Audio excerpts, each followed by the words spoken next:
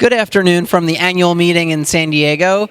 We're pleased to be here today with Dr. Laura Periman. Laura, thanks for being with us today. Always a pleasure to have you on the program. It's great to see you. Thank you. Laura, you presented some really interesting data at this conference about a recent forest fire in the Pacific Northwest and how that affected inflammatory markers of dry eye. What a fantastic study. This has never been studied before, to my knowledge. Is that right? Tell us about it. Oh, thank you so much for that question. Yes, we track the biomarkers of our dry eye patients, and in the course of clinical care, we saw that all of the normal things that we had been doing, including IPL therapy, that osmolarity was coming down, their exam was better, but their MMP9 level wasn't declining as rapidly as it was prior to this forest fire season of 2017. We had 4 weeks of such poor air quality that Beijing had better air than Seattle did. So there's this picture of the Space Needle that's gray from smoke versus gray from an overcast day, and there's quite a difference between this. Well, tell us, how does the forest fire affect our ocular surface, and are these biomarkers that you're measuring also tied with symptoms?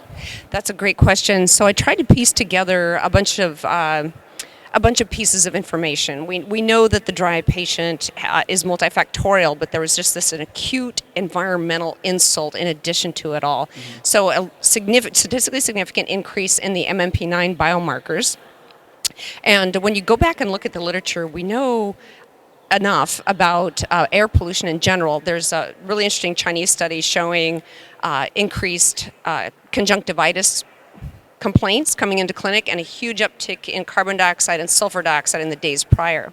Now that's a little bit different than the air quality index composition from a forest fire, where there's a heck of a lot of particulate matter in addition to it too. So the role of, it seems like the nature of the poor air quality, and it measures a whole bunch of things between the gases and the particulate matter, does seem to correlate with symptoms somewhat. The red eye with the more gas emissions from typical diesel exhaust fumes, that's been shown in cell culture to uptick inflammatory markers. There was an Argentinian study showing significant increased typical dry eye symptoms in dry eye patients during their forest fire. But what's unique and what we found in our data that we haven't been able to find other reports on is the fact that the inflammatory biomarker MMP9 went up, and it correlated with the air quality index significantly. Wow. Okay. So we're finding that it's both the gas as well as the particulate matter from the forest fire. This is a really interesting analysis of the data. I'm just wondering, does this lend itself toward thinking about the future, in the sense that if we now know that the poor air quality in response to a large forest fire can affect the ocular surface, does this mean that if future forest fires are as robust, are there recommendations that we can make to patients to try to retard or reduce the development of ocular surface problems? That's a fantastic way to piece it all together. I do think you're right. I think that there's a call to action here as clinicians that since we're getting these horrific forest fires at the end of every season in the Pacific Northwest, and we saw this data effect in 2017, 2018, and again with the California forest fires of October of 2018, I think we can be very proactive in educating our dry eye patients. It's like, you may notice an uptick in your symptoms.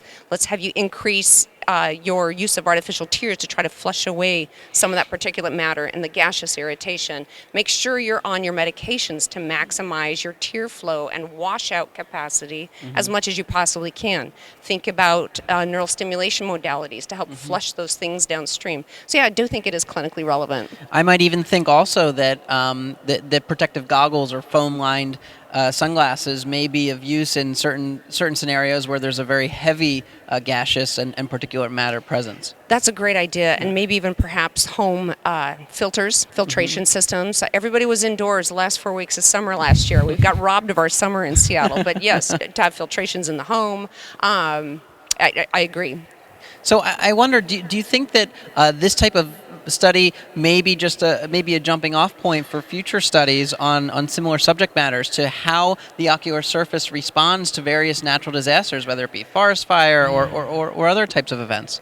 I would love to see some more work done on this, particularly with the inflammatory biomarkers. I mean, the association with symptoms and findings is good, but I want us to deep dive into what actually mischief is being created as far as inflammation on the ocular surface.